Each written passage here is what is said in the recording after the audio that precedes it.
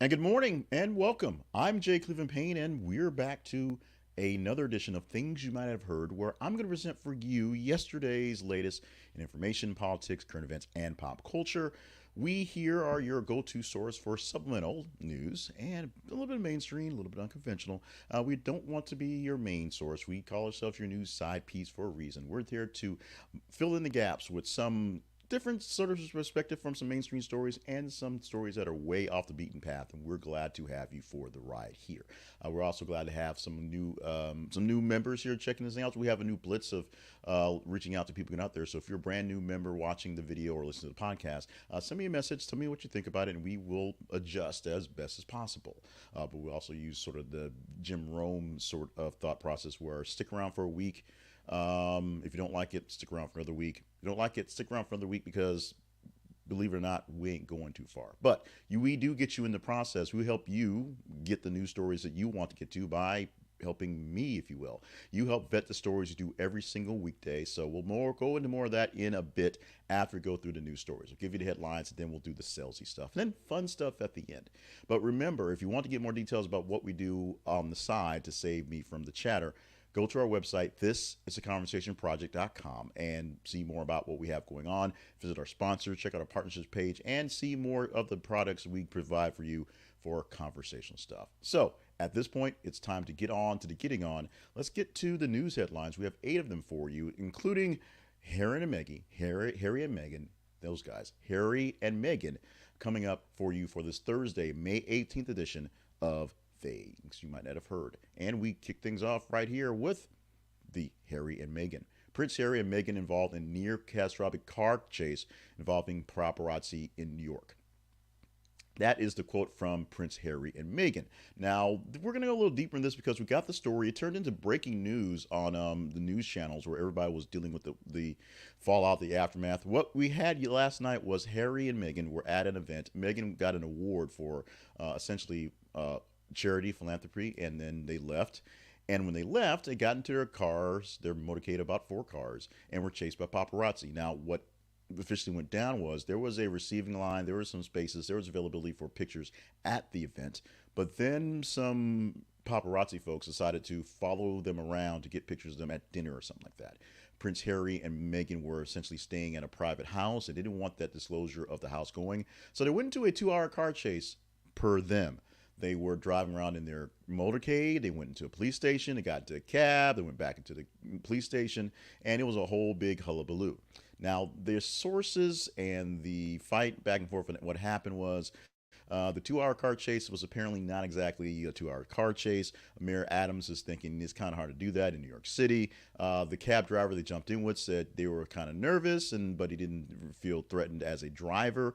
Some people that were driving the paparazzi said the motorcade folks were driving erratically. So it was all sort of crazy. Now, what this, of course, conjured up was images of Princess Diana and her dying in a car crash that turned fatal after paparazzi chased them down overseas. And that's a whole nother level of paparazzi chasing over there. We will get to the bottom of this one soon, but as we do, when we put in Harry and Meghan, y'all people want to talk about it. The biggest story responses, the biggest engagement was Harry and Meghan when this popped in there.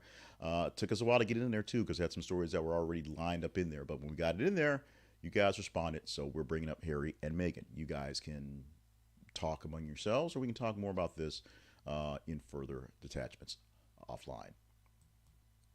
Now to a second story that actually has some actual impact on our lives.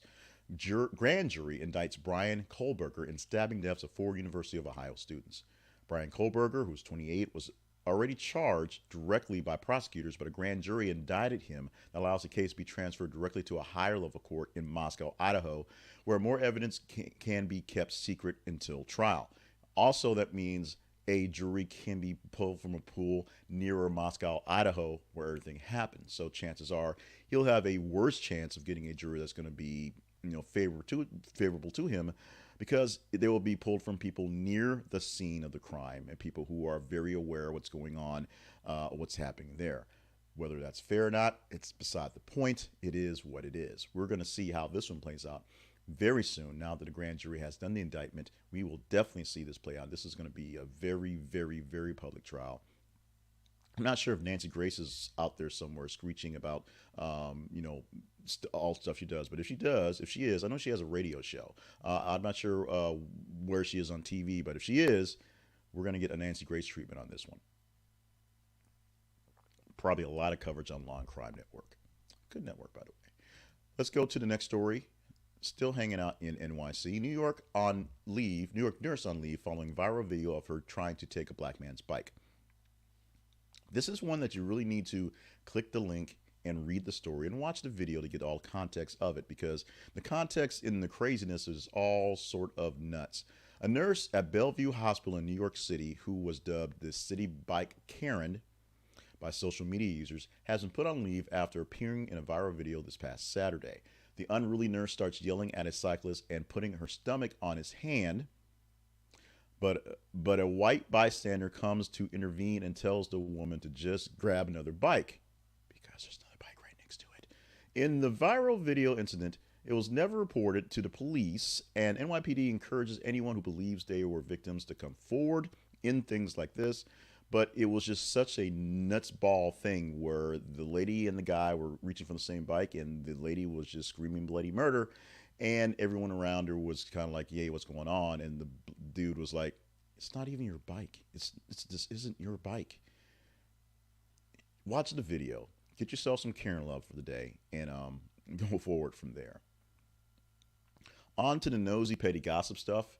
Insider claims there's more to rumors of the Yellowstone rumors tied to why Kevin Costner's wife filed for divorce. So this is a bit on the petty side and a lot on the gossipy side. But Kevin Costner's wife, Christine Baumgartner, of course, filed for divorce recently. And the show's remaining episodes are all kind of weirded out because they got to still be filmed. Kevin Costner was already breaking away from the show, and people were wondering why he was trying to get such time on the show. This is what we believe is happening. Like I said, an insider, you know what that means for all this type of stuff. The insider tells us what's going on. So Kevin Costner was getting some grief from his wife because his wife wanted him home more. His schedule for taping Yellowstone, which is just a seasonal drama, but it's just the way they work these days. It took so much time, so much effort, so much time away from home. She wanted him home for more time with the family. It's helping raise the 3 kids. So Kevin Costner essentially agreed to this, working on less for Yellowstone and essentially leaving the show early, but didn't realize that, hey, he's in high demand. He's pretty popular these days, and found some other projects to fill that time that he found when he left Yellowstone, which led to the divorce filings. That's essentially what's happening. Now, Yellowstone's going to wrap up on this season, a little shorter in season because they have to finish it up, and go to a spin-off sequel from the story. I guess they're probably killing Kevin Costner off. We'll see how that happens. But this is something that, because we like nosiness, we like trouble, we like pettiness, we want to get into this one. And because Kevin Costner, very popular actor and pretty much all-around good guy, apparently not all-around good guy in this case. Not an all-around good gal. Theranos founder Elizabeth Holmes fails in bid to stay out of prison during appeal. So Elizabeth Holmes has lost a final appeal, didn't raise enough illegal issues to overturn her fraud conviction, and not enough legal issues to hold off on her sentence. She's been asked to basically show up in court so she can be taken to jail. Finally, also ordered to pay $452 million in restitution for the company's blood startup investors because, the whole thing didn't work. It was a scam. Also getting a chunk of this is Rupert Murdoch, getting $125 million of his own from this, from being an investor and being promoting the Theranos name. Essentially, the blonde white girl who had the deep fake voice, who keeps having babies to keep from going to jail, will now have to at least face the jail part going forward. We will probably be seeing this one. I, as a person who watches very intently good CEOs going bad and things happening, will be cheering on this because it's a show that justice does get served sometimes. Sometimes. Let's move on to the next story, and it is new 3D scans show Titanic in all its sunken glory. Check out this link at Gizmodo, and you can see some of the pictures. And go to the deeper scenes where Magellan's 3D capture specialist, Gerhard Seifert, has created a highly accurate photorealistic 3D model of the Titanic wreckage. It looks like a boat. It's not just you're looking at the underwater pictures with the kale and the stuff growing on it. It's all fuzzy. This is a nice digital and just 3D model of the Titanic. For people who are buffs of shipwrecks, literally, or people who are interested in the Titanic, a lot of people are. A new version of the RMS Titanic, a almost perfect looking version that's sitting at the bottom of the ocean. You can see it right now. And it's glorious. Check it out. I can barely talk about it so much. It's just great watching this 3D model of the ship. It is just beautiful. Meanwhile, we've got to get some Elon in our life this week. And Elon Musk says that the laptop class needs to get off their moral high horse. That's a quote from him. Laptop class and moral high horse when it comes to remote work. Musk is arguing that tech workers were unfairly demanding privileges that other people, like service workers or factory employees, could not enjoy. For those of you listening to the audio podcast, I'm going to take a sip of coffee, give you a chance to digest and soak that one in for a moment, and we process this one before we go on deeper into the story. So, coffee sip in 3, 2.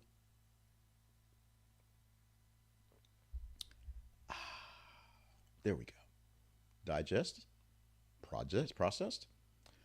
During the COVID pandemic, white-collar workers could stay at home, but lower-income or minority workers had to venture outside to work. That is true. Musk is saying that these people, calling the laptop class, need to basically stop being better than other people, essentially, and get your asses back to work. Actually, he's basically saying get your asses back to work, and he's doing anything you do to throw at stuff to get people to come back to work. What's the kicker on this thing is, while it is true that many people on the low wage scale, many people in the service working area, many people who are minorities who don't have these greater jobs, were forced to come in to do something at a location. The laptop workers, remote workers, isn't necessarily a bad thing. In fact, it could be a good thing.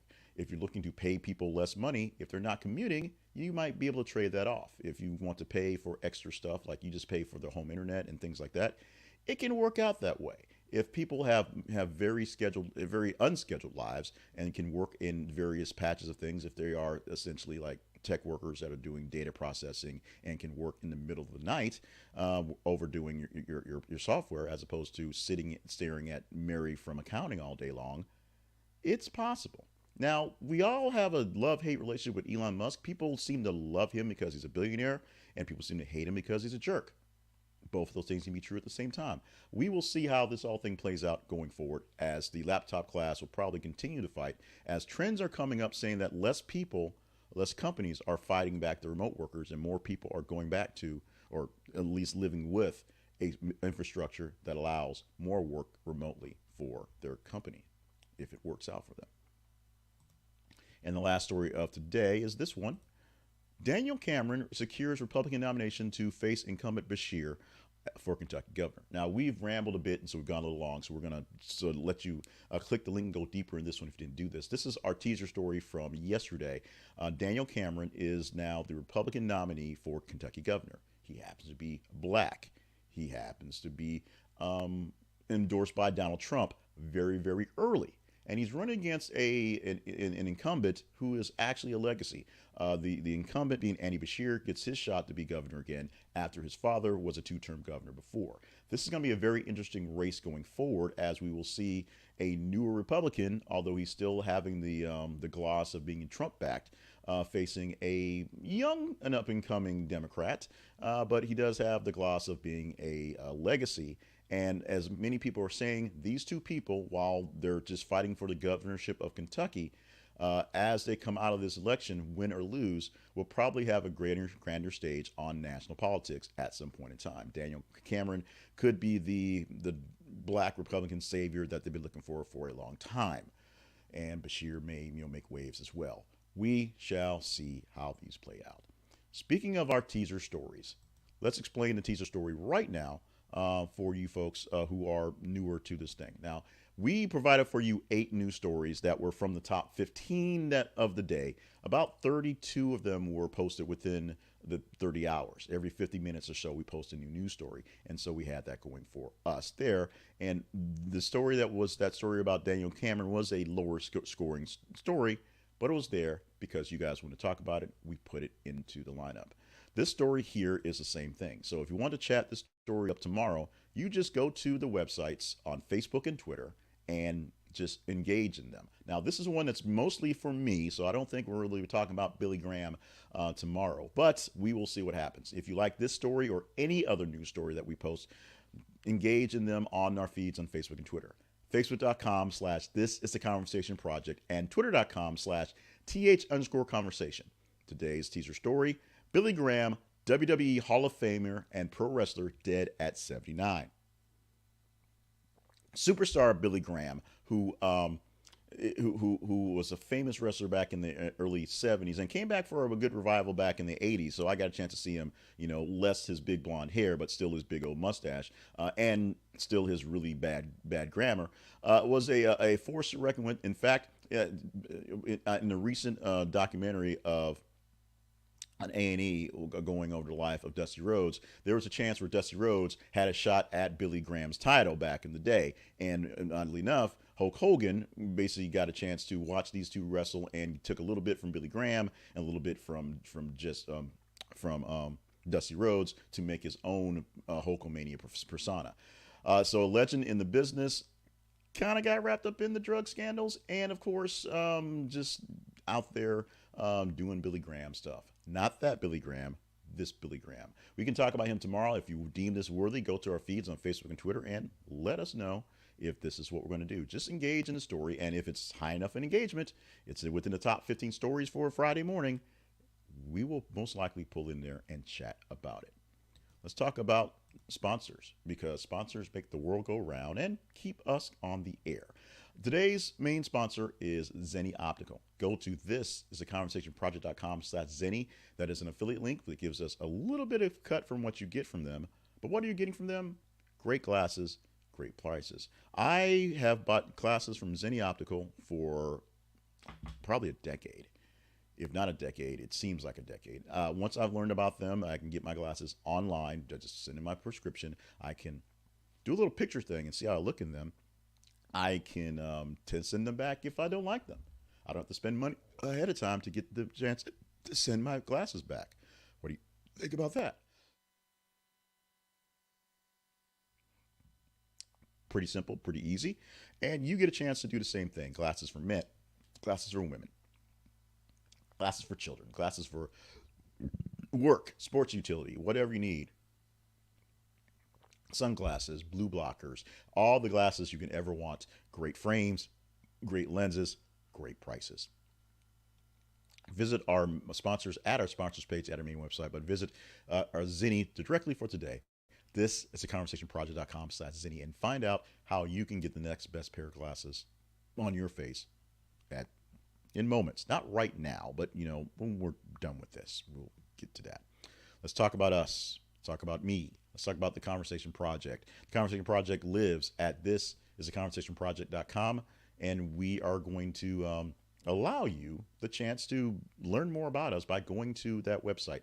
We save a lot of time, a lot of chit chat in this thing by me not going through the full lineup of what we have. But we do have other programs that are based on conversational stuff, based on topical stuff, news of the day type stuff. We have there to keep us supported more sponsors and a partnership page that you can directly work with us and give input on there as well.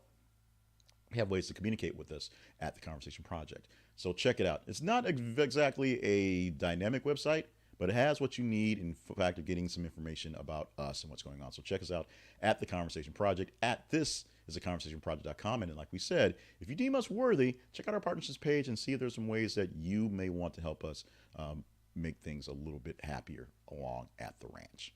Now, let's get into the fun stuff for today. It is time for birthdays. Yay, birthdays. May 18th birthday. Start off with Reggie Jackson. 77 years old today. My personal Reggie Jackson story: my uncle took me to my very first baseball game at Yankee Stadium when I was about 4 years old. And, so I couldn't really, appreciate all of it. But, it was baseball. It was fun. Reggie Jackson struck out every time he went to bat that day. I remember Reggie Jackson striking out. I was there to see Reggie.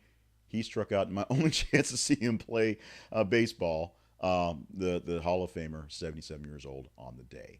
The actor and martial artist Hall of Famer, Chow Yun-fat, turning 68 years old today. I don't think he's doing very much in the way of movies, at least not that's popular here. I know Jackie Chan's still all over the place, but Chow Yun-fat, his birthday celebrating on today, 68. And the lovely Tina Fey, turning 53 years old on this day. I'm not sure we call her pioneer, but she's definitely doing boss work as a woman in the media business, and just being kind of funny and awesome. You can always give her that. Tina Fey turning 53 years old on this day. Let's move on to some historical things. For the 18th of May, these are some things that happened on this day in history. Starting off with this one here, going all the way back to 1876, Wyatt Earp started work in Dodge City, Kansas under Marshal Larry Digger. This would later become that Wyatt Earp who was with that Doc Holliday, who was at that shootout in Dodge City. But his first day on the job was the day in 1876. 1897, although it may seem like the story's been around forever, it's only been less than 200 years. Dracula, a novel by Irish author Bram Stoker, was published. And it's hard to believe in this day and age, as many adaptations we've had of the Bloodsucker, what he can do, that the original story started off as just a weird guy in a castle, and all this stuff was there. Read the original Dracula. Yeah, if you've never read the original Dracula, back, 20, 30 years ago, back when I was in middle school, they were publishing these graphic novels of classic books to get kids to read them. And Dracula was one that, when I read the graphic novel, I actually went back and read Bram Stoker's Dracula. The book is very riveting, and for the time, very intense. And let's go to 2012, where retired Army American psychiatrist Robert Spitzer said his 2001 study was fatally flawed, and that study falsely supported the myth that gay people could be cured. So if you're looking on Mr. Spitzer's work, obviously that work has been dispelled because he said so himself. There's a lot of issues to go deeper into that one. We're going to leave it right there and move on to a celebration, if you will. Last around the year, or at least a day. Today is Mother Whistler Day. What is Mother Whistler Day? It's a day we celebrate the painting Whistler's mother. So why? Well, because sometimes we have to do fun stuff, out of the ordinary stuff. So today we're going to celebrate Whistler's mother, the painting, which is actually called Arrangement in Gray and Black #1. It was a portrait that was done by James Abbott McNeill Whistler in 1871. It's of his mother, Anna McNeill Whistler. And of course, it is not here in the States. It's very famous, though, to be housed at the Musée d'Orsay in Paris. Whistler's Mother's Day. Celebrate all the Whistlers and all the mothers on this day. And finally, one more thing you might not have heard for this day. Good news, food lovers. According to scientists, being hangry is, in fact, a real emotion that is triggered by our body's physical response to craving food. A researcher, King's College in London, by the way, outlined the connection between hunger and irritability. Hunger triggers a chemical response similar to anger for everyone, not just those who claim they need to be fed every hour. As our blood sugar drops due to irregular meals, our cortisol and adrenaline levels increase in the body. This psychological response sets off a fight or flight feeling in the brain, similar to a chemical reaction of anger. So for all the people who think hangry is a thing we just sort of made up, it still really is. But there is a thing where people who get hungry, people who are craving and needing food because of blood sugar issues or just general hunger, can get a bit on the angry side that corresponds with it. So you're welcome, I guess. Anyway, You're welcome, because we're done with the show for today. Today has been, as I speak these words, Thursday, May 18th, 2023. Maybe you're watching this in the future, but this was the day for this day. Thank you so much for joining us for our conversations and all the news stories you covered here today. Thank you for being a part of the family as we do our best to get things done. And thank you for just being you, because being you is all we can ask you to do. Oh, we also ask you to stay hydrated, stay limber, and stay on task, because we need you to be you for quite a long time. Do whatever you can to not be you, not find your way not here. We need you here on this earth, on this planet, with us in the living to do grand things. We have one more day of this thing for the week, that's being Friday. We'll give you 8 stories like we did today, from the top 15 stories of today. And you get a chance to vet them and let us know which stories are most important, more conversational of what we should be talking about. Go to our feeds, facebook.com/thisIsAConversationProject and twitter.com/th_conversation. Let us know what stories by your engagement are more conversational, and we'll try to make sure they are in the conversation for tomorrow. In the meantime, be here for the conversation here tomorrow. And if you're a newer person in our big blitz of people coming in, thank you so much for checking us out, figuring out what's going on, kind of getting the hang of things. Send me a message. You can email me through my through the conversation inbox at gmail.com, or directly at jclivenpayne@gmail.com. Yeah, we use Gmail. We're kind of cheap. To just chat up the things going on. And if you have suggestions, trust me, we listen to each and every one of them, even the mean ones. We listen.